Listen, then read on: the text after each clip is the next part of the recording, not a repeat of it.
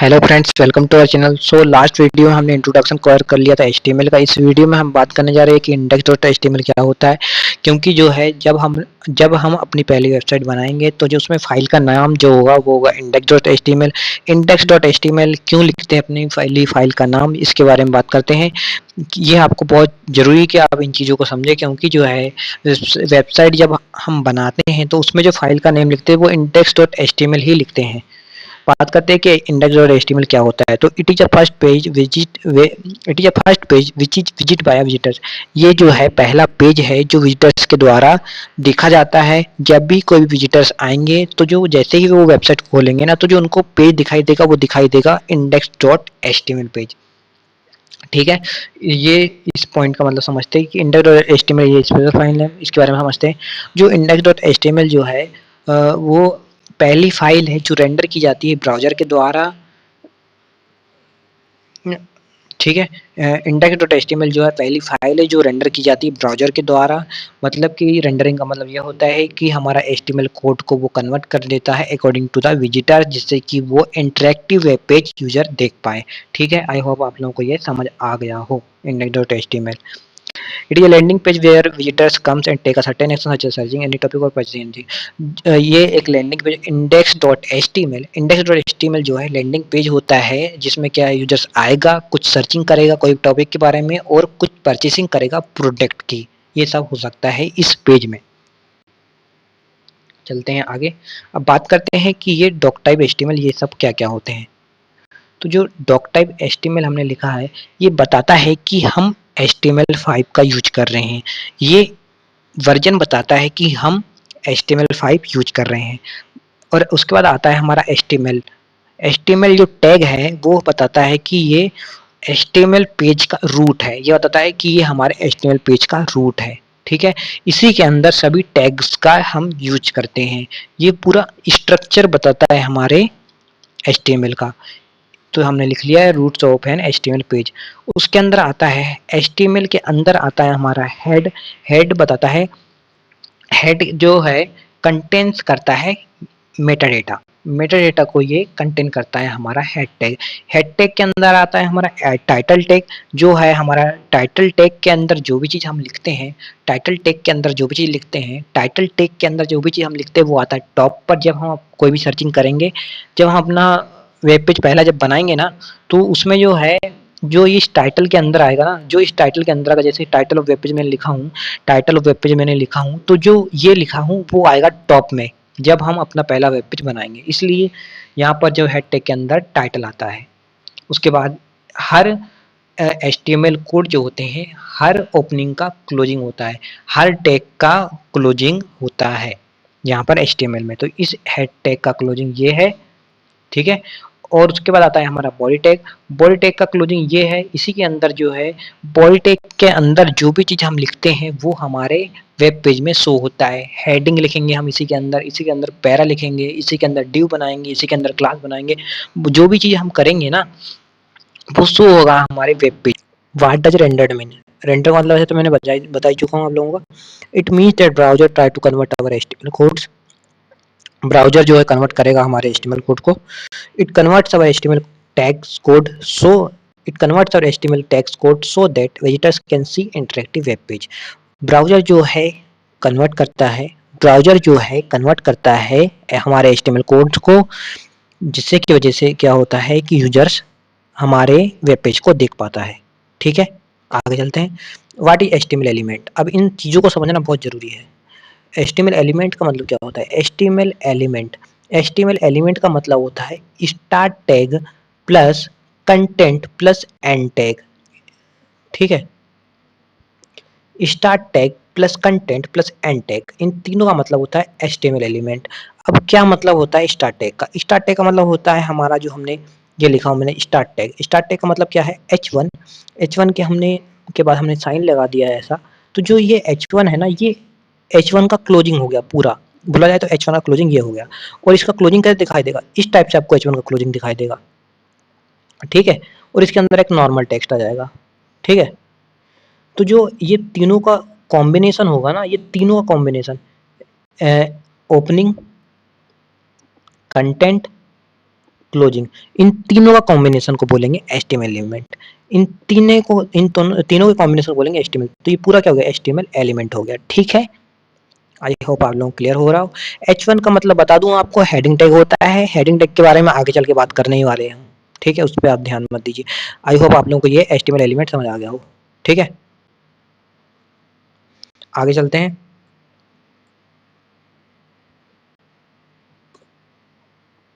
इसको मिटा देते हैं।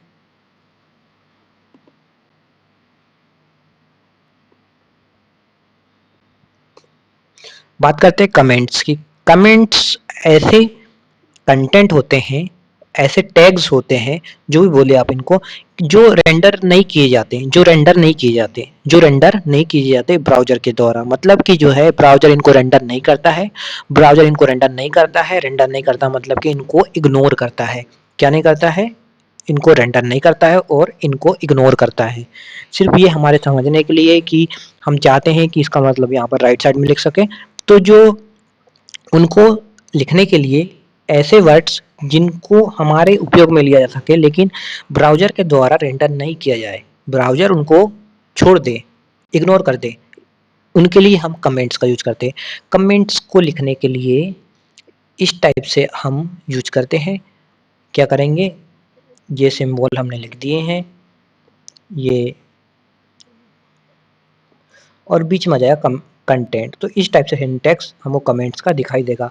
आपको ये सब करने की जरूरत नहीं, इतना बड़ा सिंटैक्स लेने की जरूरत नहीं। आप नॉर्मली कंट्रोल प्लस बैकस्लैश का यूज कर सकते हैं कमेंट्स का, कमेंट्स लगाने के लिए। जब हम प्रैक्टिकल करेंगे तो आपको और क्लियर हो जाएगा। ठीक है, आगे चलते हैं, इसको इरेज करो।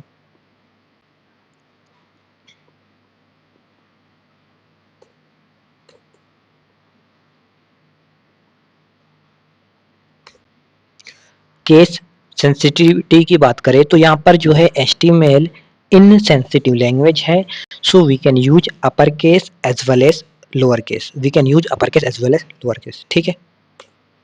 बात करते हैं बेसिक HTML टैग्स की। सो यहाँ पर लिखे हैं हमने, we can add elements inside the body tag, we can add element inside the body tags to define the page layout.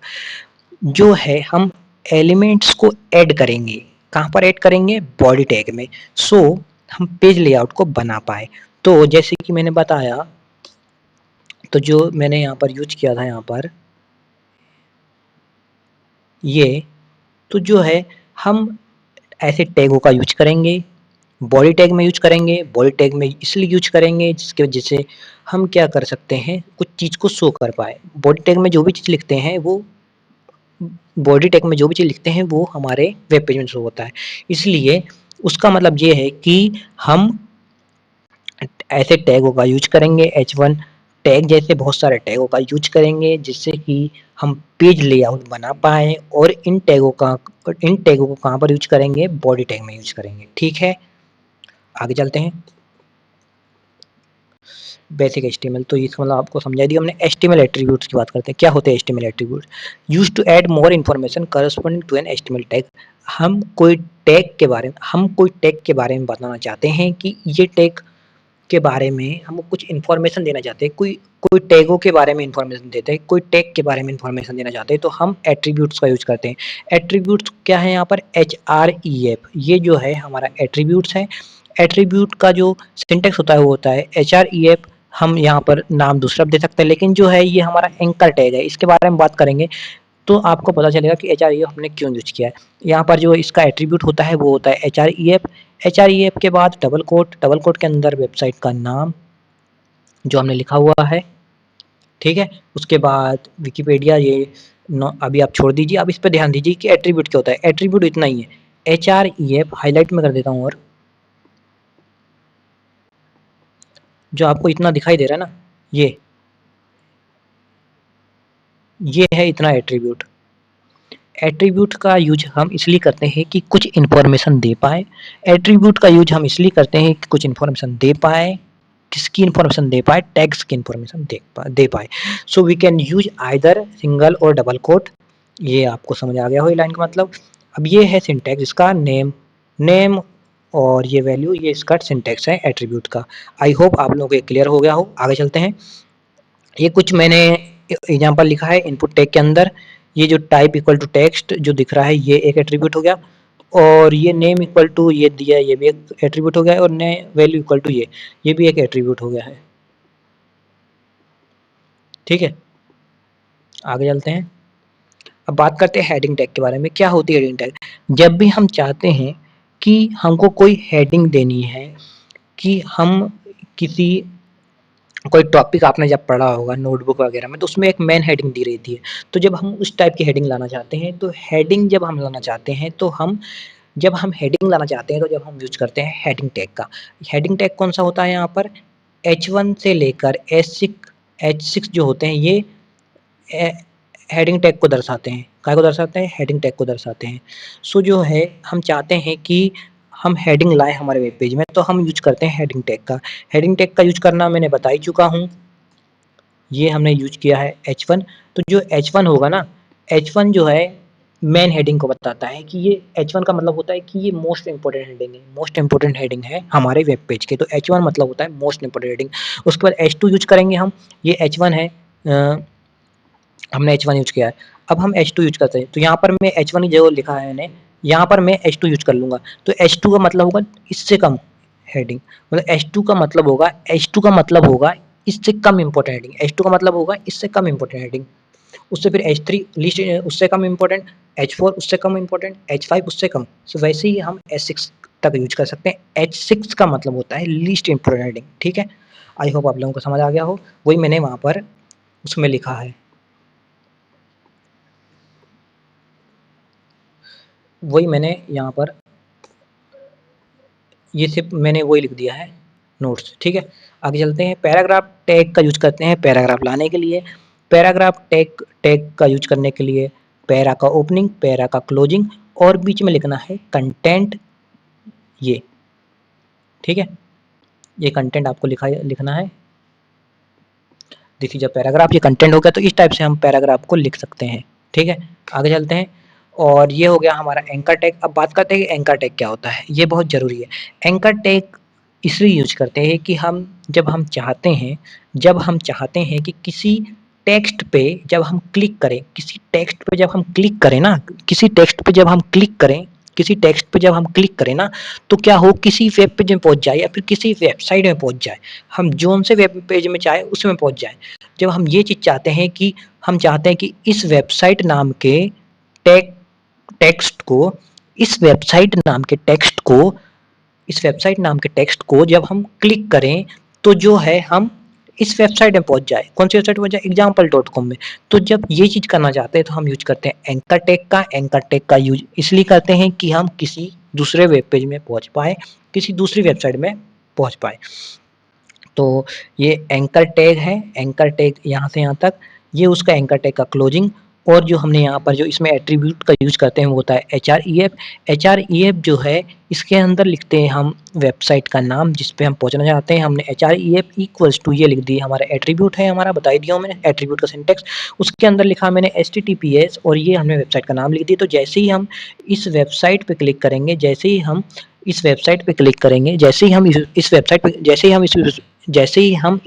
Click करेंगे ना, जैसे ही हम इस वेबसाइट पे क्लिक करेंगे, वैसे ही हम इस example.com वाली साइट पे पहुंच जाएंगे। ठीक है, आई होप आप लोगों को समझ आ गया हो। आगे चलते हैं। For image use img tag. जब हम इमेज लाना चाहते हैं हमारे वेब पेज में, जब हम चाहते हैं कि इमेज आए हमारे वेब पेज में, जब हम चाहते हैं कि इमेज आए हमारे वेब पेज में, तो हम यूज करते हैं img टैग। img टैग का ओपनिंग ये है, इस टाइप से यूज करते हैं इसको img टैग को। ये img का क्लोजिंग इस टाइप से यूज आएगा इसमें।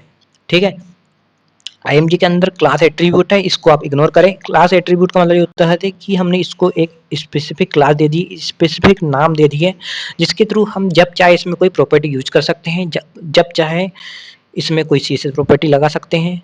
अब इस चीज़ों पे ध्यान दीजिए बस। जब हम क्लास पढ़ेंगे तो आपको बता दूंगा मैं। सबसे आपको इस चीज़ों पर ध्यान देना है कि ये इमेज हो गया, इमेज, और ये सिंटेक्स, इतना सिंटेक्स है यहाँ पे इसका, यहाँ पे, यहाँ से यहाँ तक, यहाँ से यहाँ तक, इसको छोड़ दीजिए, इतना सिंटेक्स इसका। ठीक है, img के बाद IMG का क्लोजिंग यहाँ पे आ गया और इसके अंदर आता है हमारा SRC एट्रीब्यूट। इसमें जो है इस SRC एट्रीब्यूट के अंदर या तो इमेज का यूआरएल आएगा या तो फिर हमारे इसमें कहीं पर किसी फ़ोल्डर में इमेज रखी हो, किसी फ़ोल्डर में इमेज रखी हो, किसी फ़ोल्डर में इमेज रखी हो, उसका पाथ आएगा इस एसआरसी के अंदर, ठीक है? इतना चीज़ आप जान लीजिए, 2 चीज़ आएगी इसके अंदर। तो जो हम फ़ोल्डर से लाएँगे ना, जो इमेज हम फ़ोल्डर से लाएँगे, जो इमेज हम फ़ोल्डर से लाएँगे, तो उसको बोलेंगे एब्सोल्यूट यूआरएल और जो हम किसी वेबसाइट से लेके आएँगे तो उसको बोलेंगे रिलेटिव यूआरएल, ठीक है? जब हम प्रैक्टिकल करेंगे तो आपको और क्लियर हो जाएगा, यूआरएल का मतलब समझ जाएगा। इसमें एक और एट्रीब्यूट का यूज़ करते हैं, वो होता है एएलटी।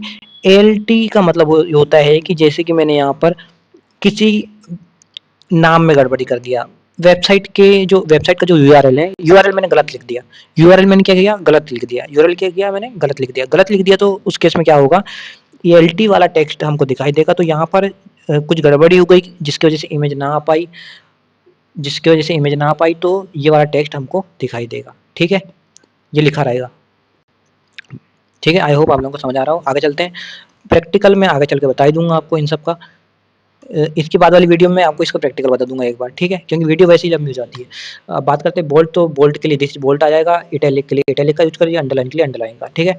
आगे चलते हैं, बीआर का यूज करते हैं हम न्यू लाइन लानी हो, जैसे मैंने कोई टेक्स्ट लिख दिया, टेक्स्ट के यहाँ तक टेक्स्ट लिख दिया, टेक्स्ट लिखने के बाद मैं चाहता हूँ दूसरी लाइन में टेक्स्ट आए, तो यहाँ पर मैं बीच में लिख दूंगा बीआर टैग लगा दूंगा मैं, बीआर टैग लगा दूंगा, तो ये पहली लाइन में लिखा हुआ टेक्स्ट पहली लाइन में आएगा और यहाँ पर मैं बीच में क्या करूँगा, इस बीच में मैं लगा दूंगा बीआर लगाने के बाद बीआर लगाने से क्या होगा, नई लाइन आ जाएगी जिससे हमारा नया टेक्स्ट चालू हो जाएगा यहाँ से, ठीक है?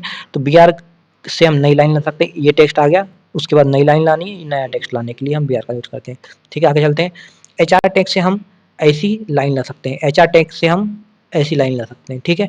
हॉरिजॉन्टल लाइन लाने के लिए हम यूज करते हैं सीधी लाइन लाने के लिए हम यूज करते हैं एचआर टैग। एचआर टैग का यूज करके हम हॉरिजॉन्टल लाइन ला सकते हैं, ठीक है? इतना जान दीजिए बस। सबस्क्रिप्ट टैग्स क्या होता है? तो सबस्क्रिप्ट टैग के थ्रू हम क्या कर सकते हैं, इस टाइप से एलिमेंट ला सकते हैं, इस टाइप से हम कंटेंट ला सकते हैं। तो सी लिखा मैंने, तो नॉर्मल सी लिख दिए, सब यूज कर लिए, सबस्क्रिप्ट टैग के लिए हम सब का यूज करते हैं, तो सब लिख दिया मैंने, सब के बाद मैंने 8 लिखा, 8 के बाद सबका क्लोजिंग, तो क्या हुआ, इससे क्या हुआ कि सी 8, तो 8 इस टाइप से दिखाई देगा आपको, ठीक है? जो दिखाई दे रहा है आपको 8 इस टाइप से दिखेगा। वैसे ही एच लिखा मैंने, तो एच नॉर्मली डिस्प्ले हो गया, सब लिखा, सब के बाद 10 और सबका क्लोजिंग, तो इससे क्या होगा, H10 इस टाइप से दिखाई देगा, H10 दिखाई देगा, इसी टाइप से सब आप देख लीजिएगा बस। और ये पैरा लगा दिया हूँ, पैराग्राफ बता ही चुका हूँ, पैराग्राफ लाने के लिए हम यूज करते हैं, तो पैरा का क्लोजिंग ये हो गया और उसके बाद हमने कुछ टेक्स्ट लिख दिए, टेक्स्ट लिखने के बाद हमने सिंटेक्स लिख दिया वाला जो है, ठीक है? आई होप आप लोगों को समझ आ रहा हो, नहीं भी आता है तो आप नीचे कमेंट करके जरूर पूछ लिया करें। Thank you.